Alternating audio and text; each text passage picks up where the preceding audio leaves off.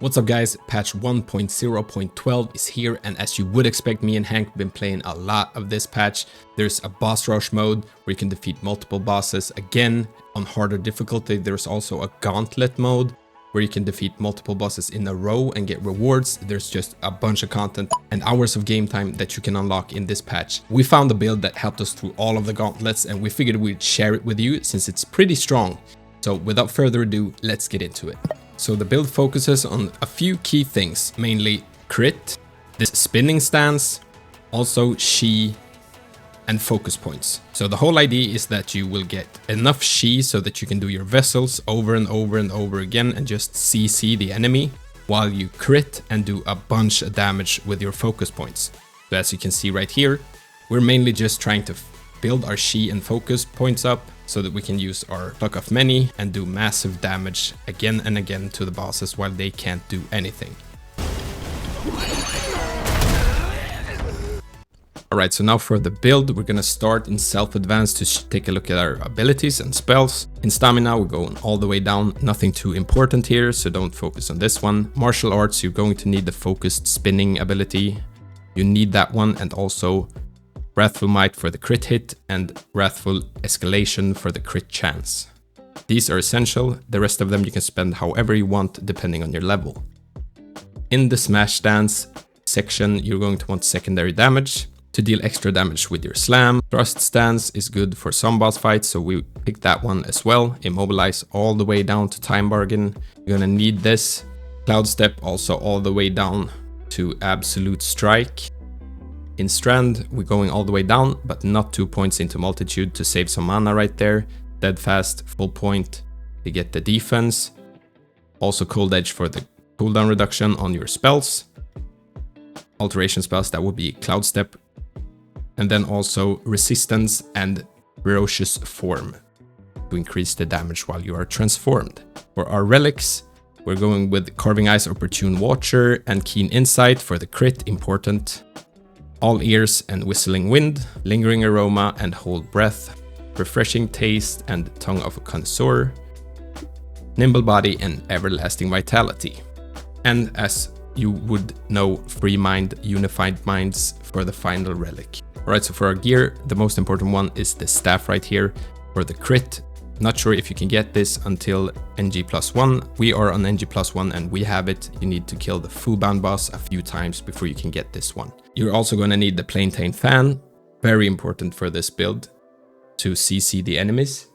Wandering White as our spirit ability for the damage, and also the Golden Mask of Fury and the full set here to get Shi every time you crit, which is the whole idea of this build right here.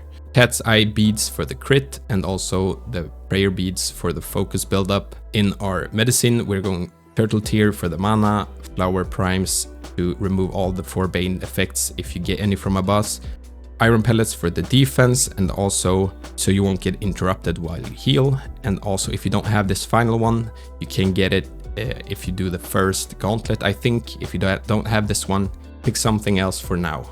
Another very important thing is that you make a few of the Amplification pellets. These are easy to farm and you can make a bunch of them, usually if you have played through the game.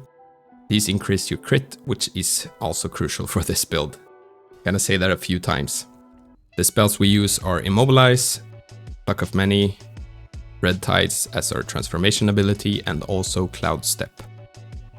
Get out of sticky situations. Alright, so the whole idea or the whole rotation for this build is that you use your spinning ability to regain Shi and focus points and crit a bunch because it hits really fast. So you crit a lot and regain a bunch of Shi. Use your Plantain Fan to CC the enemy, headbutt them while they're stuck in a corner, and then just build up your headbutt and Plantain Fan again while you crit with the spinning ability. Once you've done that, you can immobilize them if you need to gain even more crit and more focus points so that you can eventually do a heavy slam with full focus point. That's the whole idea. If you have Pluck of Many up while you do this, it will be even better. So what that would look like in action is something like this. I'm going to try to walk you through this whole gauntlet in this build. I'm walking back using my Amplification pellet to get the crit, dodging his initial abilities to get some distance, and using my Plantain Fan. This is everything you need to do in the beginning of each fight. Then just use your headbutt to get it on cooldown and start spinning while they are stuck up against the wall like this. Get back your headbutt ability with all the crits. Use the headbutt one more time. Now you have full focus point. Should have. Slam him. From this point, I do want to get my Plaintain Fan and my headbutt ability back up. So I'm gonna immobilize him so that I have them up for the next boss fight. This is what you need to think about while you're doing these gauntlets and you're facing multiple bosses after each other. If you're just doing the challenge mode, you can just use them as many times as you want. But right now we're going into the second boss fight of this gauntlet, and I'm gonna do exactly the same thing for this one. I'm gonna try to dodge his initial abilities to get some distance and use my Plaintain Fan so that I can then again use headbutt and all of the other abilities. So I'm dodging the first few abilities here.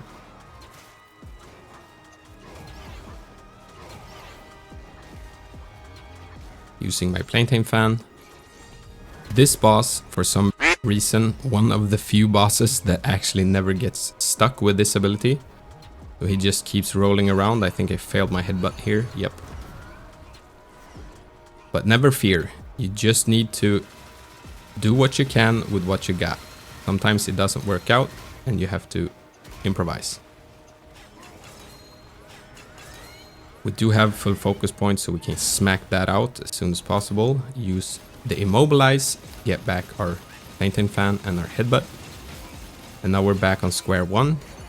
Now we can use the headbutt ability, the Plaintain Fan.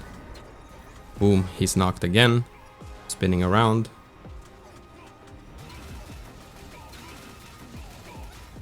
This is one of the weak points of this build. If they do not get stuck, you're pretty much screwed. So that's one of the weak points of this build, but when it shines, it really does shine.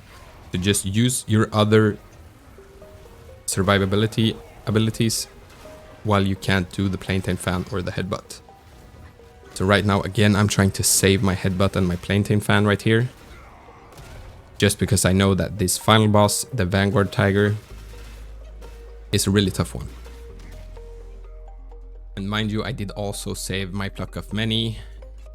So for this last boss, still the same objective, try to get a Plaintain Fan out. Sometimes it does not work out as you intended it to. Try to dodge the initial abilities, it goes to shit, so you need to use your red tides. But always use your other abilities if it doesn't work out, and if you just need a window to survive. And try to get as much damage out as possible whenever you do use your red tides. Immobilize is always good. I should have used my Plaintain Fan here, but I used my headbutt.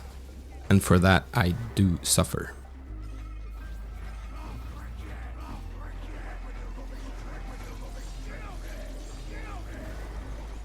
Now I used my Plaintain Fan in my Cloudstep just to get it out, and then use my Pluck of Many.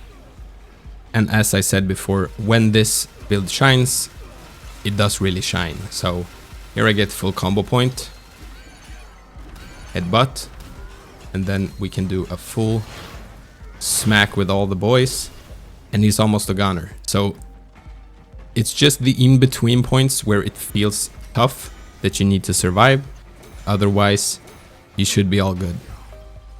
So thanks for watching. If this video helped you out, if you're gonna try this build, like the video, comment down below what you think, and I will see you guys in the next video. Peace.